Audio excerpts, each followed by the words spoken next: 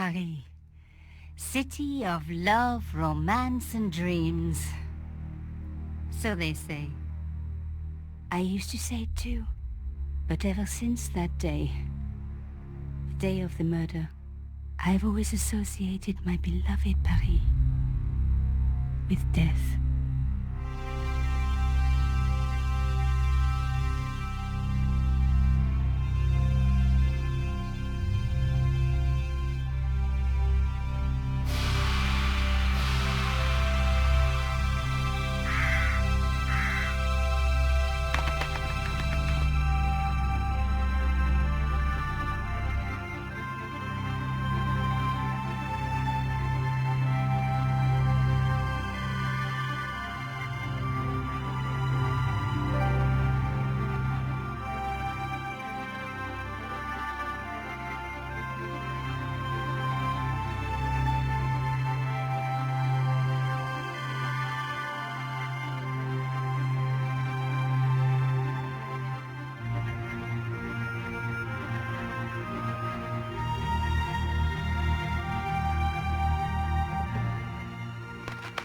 I was at home having a bath when my editor called.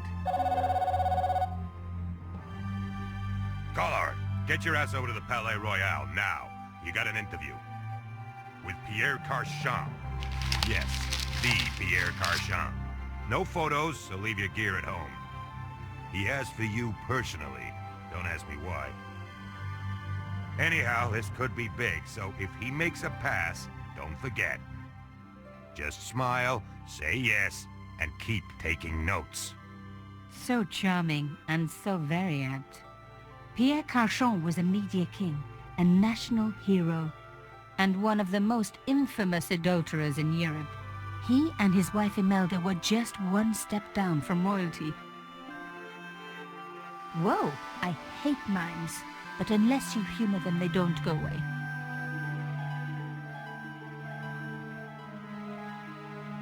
Here I was, the palace of the Media King and the Ice Queen.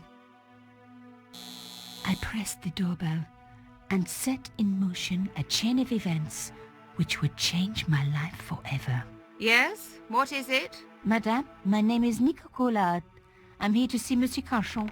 Come up, we're on the first floor.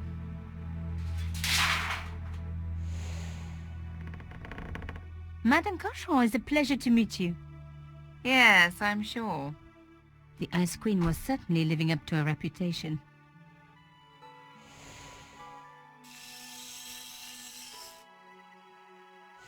Will you be staying for the interview?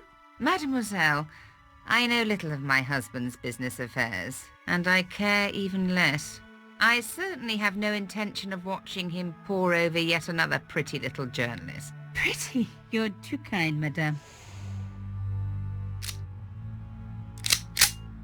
Ah, the talented and very beautiful Mademoiselle Collard. Such a pleasure to meet you at last. Monsieur Carchon, I am honored. Oh, I'm sure you are. Call me Pierre, please. But I do not flatter you idly. I was a friend of your father. He was a great man. My father? He never mentioned. He and I were very close. And then his death. So tragic. I must... Imelda, your damned cat's in my study again. Another Ming vase, I suppose. Excuse me for one moment, my dear girl. You journalists are getting younger each year. Perhaps it's the rest of the world getting older, madame. That was no cat. My God! What? Monsieur Carchon!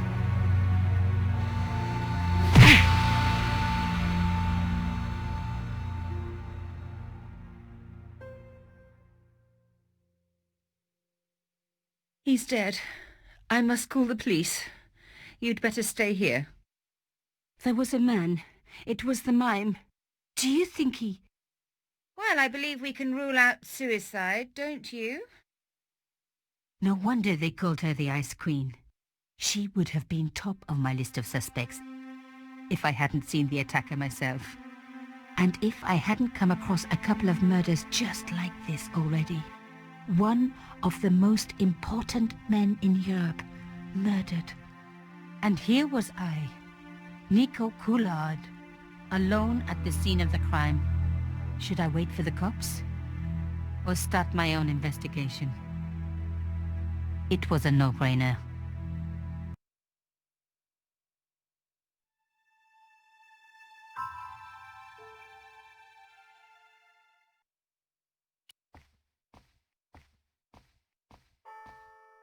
You had to hand it to the Ice Queen. She sure knew her fabrics. Mimes and guns don't usually go together, but I had an idea that this was no ordinary mime. I'd come across this murderer before, and written about him. The costume killer, at least that's what I'd called him. Some people hate searching corpses for clues. Me, I'm okay with it. Reminds me of an old boyfriend. In his pocket, I found a ticket stamped Bateau de la Conciergerie. Taking the ticket meant I tampered with the evidence. There was no going back now. Carchon had been shot. I closed his eyes. It was the least I could do for the poor fellow. It was one of my hair clips. My favorite, in fact. It must have fallen when I was knocked down.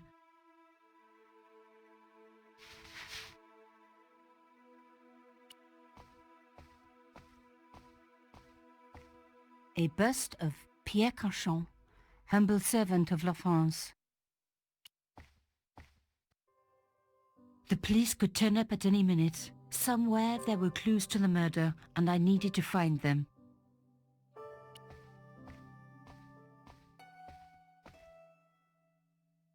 I reckoned that cloth might just turn out to be useful. Even my fingernail wouldn't fit into such a small hole.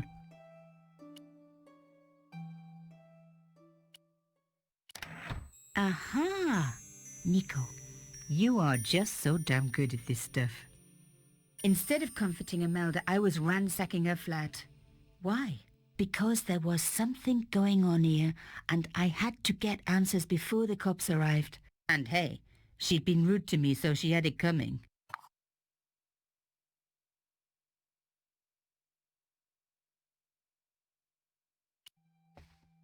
A magnificent antique table.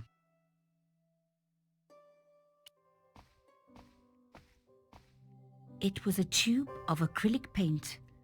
French ultramarine. Just the color I was after for my bathroom. I'm sorry, I have to go. Someone is...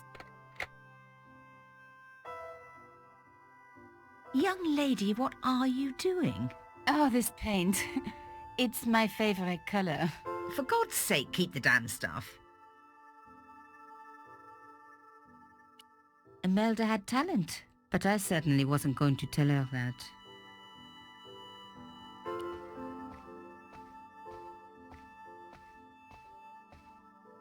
Excuse me, madame. Yes? So, her husband took secret boat trips. Did she really need to see the ticket? I am so sorry for your loss, madame. No, you're not. You're a journalist. Journalists don't feel sorry. Not true. We shall see. Why did your husband send for me? What did he want to discuss? I have no idea. His business was his business. He never told you anything? No, and frankly, I preferred it that way. How did your husband know my father? I have no idea. You didn't know him? Thierry Coulard? Pierre knew a lot of people I didn't know, most of them women. Why would a mime want to kill your husband? Pierre had plenty of enemies. Half the husbands in Paris for a start. This is quite a scoop for you. I suppose you're already inventing the headlines. Just because I am a journalist. Don't patronize me. You're all cut from the same cloth. Do you have any moral sense at all? Yes, that's why I do this job. You do it to see your name in print. As if. My editor gets the byline, I just do the work. Well, don't expect my sympathy. The police will be here soon, madame. Is there anybody you would like me to contact? Family, friends? No, I have no family. Pierre and I were... He was all I had, really. Not much, was it? The dutiful wife. That was my role. He never talked, never let me in. I know one thing, madame. What? If you want to find out who killed your husband, then you let me do the job, not the police. Why? How do I know I can trust you? Your husband invited me here today because he needed me. I think he knew somebody wanted to kill him, and he knew I could help. I doubt it was your database he was after. You're wrong. I was onto his killers already, I am sure of it. Please, you owe it to him. I don't know.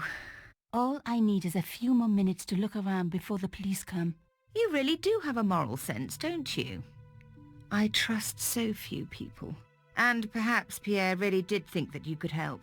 Of course it wouldn't have stopped him seducing you too. Here, take this. It's the key to the drawing room next to the library at the end of the hall. It was Pierre's room. I rarely went in there.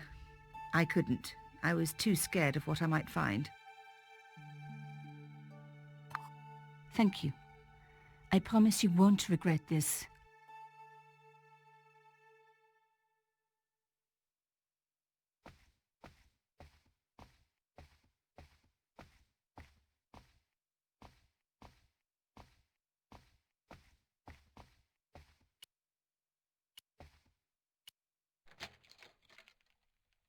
Now we were getting somewhere.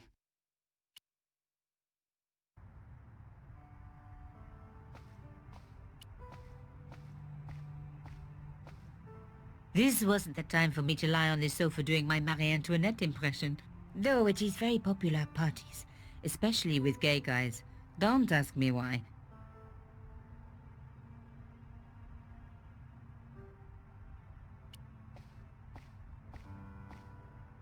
The painting showed the Cachons together, in love. As the poet said, the past is a different country. Or did I read that in a fortune cookie? There was the very faintest of clicks. I didn't need the lights on. It was light enough already.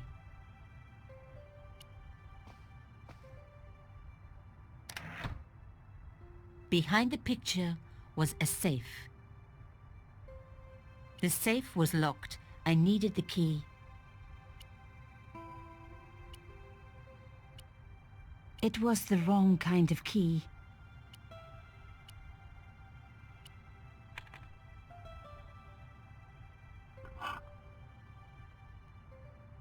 In the safe was some kind of artifact. There were strange symbols on its surface. It looked like the printer's blocks I'd made at art school. If there was one thing I'd learned about symbols, they are always important. But these symbols scratched into stone were impossible to read. I needed to find a way of printing them. At least the stone was round. But what could I use for ink? And what could I print on? Sure, I was stealing, but I knew Imelda didn't know about the artifact, and Cachon was past caring.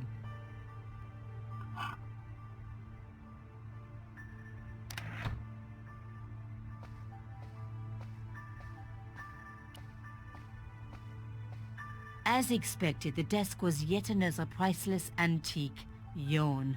The blotter and in tray had clearly been placed with mathematical precision.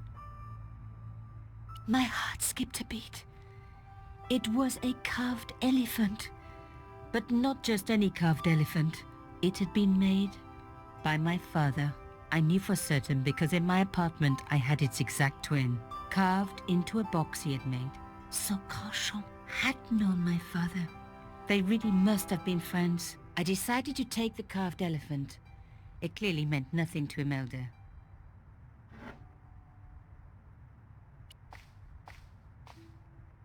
I didn't need a sheet of blotting paper. Not while it was blank. I didn't want to take the tray, but I knew that I could use it.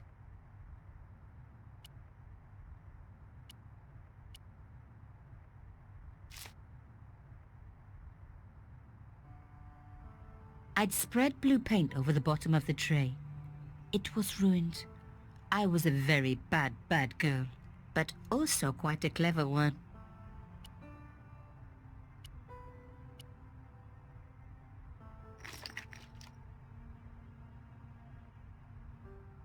I rolled the artifact in the paint until it was completely coated.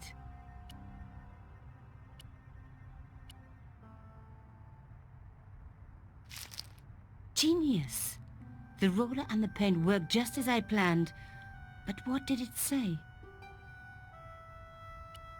It was some kind of coded message. It read, "Sub judice." I may not have learned a lot as a journalist, but that was a term I knew well. It means a legal case that is before the courts.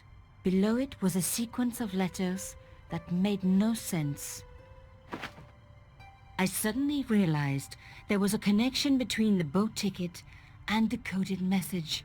The boat ticket was stamped Bateau de la Conciergerie. The conciergerie on the Ile de la Cité by the river housed the ancient law courts.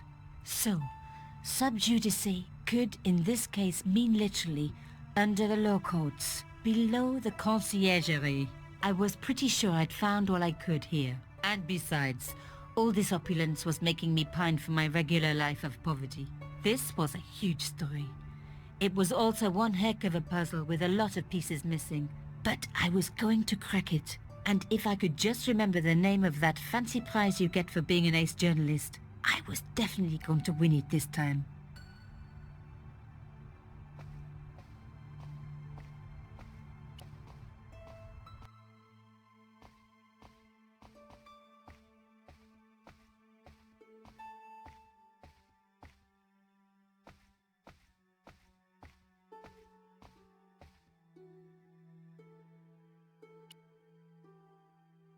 Did you find anything useful? This carving, do you know anything about it? It was Pierre's. What does the statue have to do with... Please, I need to know. He was given it by a friend, something to do with Africa. He never explained any more. No, but I think it was important to him, always on display. Why? It was carved by my father. Oh, I see. I didn't know. Imelda, I will do everything I can to find the killer. Thank you, my dear. And if the police ask... Don't worry. You were never here. Sub judice was the key. I was going to have to find a way under the conciergerie. I decided to head straight for the quayside on the Ile de la Cité. If there was a way of getting under the conciergerie, it would have to be from there.